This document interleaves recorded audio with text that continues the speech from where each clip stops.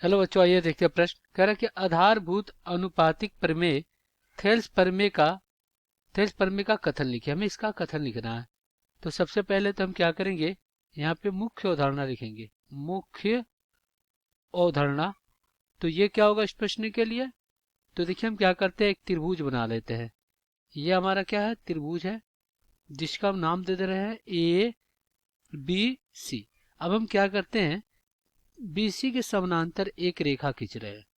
ये क्या है, इसके समानांतर, बीसी के समानांतर एक रेखा है। इसका नाम दे दे रहे हैं ई सी, ई एफ नाम दे दे रहे हैं। तो थेल्स प्रमेय के अनुसार जो बीसी होगा वो समानुपातिक, क्योंकि देखिए बीसी के समानांतर ई एफ है, तो ये क्या होगा, बीसी के समानांतर आपका ई एफ हो जाएगा।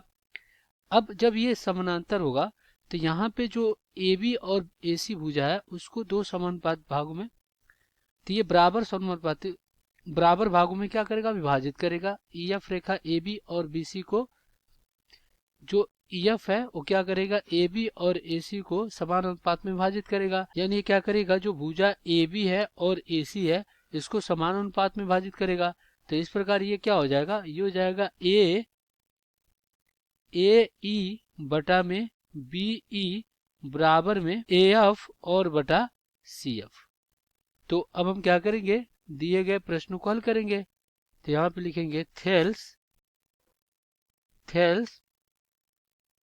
प्रमेय का कथन। थेल्स प्रमेय का जो कथन होता है वो क्या होता है, देखिए। तो ये क्या होगा, ये होगा यदि यदि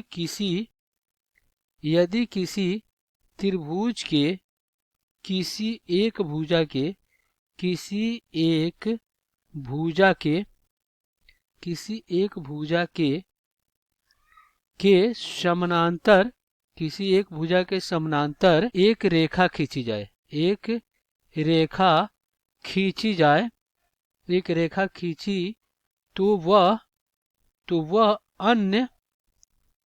अन्य दो भुजाओं को, जैसे ए बी और ए सी को दो भुजाओं को समान अनुपात में बांटती है, समान अनुपात में बांटती है।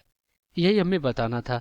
देखिए यहाँ पे जो ए बी और ए सी है, ई एफ जो कि बी सी की समानांतर रेखा खींचे हैं, तो ये क्या किया है, ए बी और ए सी को समान अनुपात में बांटती है। तो यही हमें बताना था। आशा करते हैं बच्चों ये प्रश्न आपको समझ में आया होगा। धन्यवाद।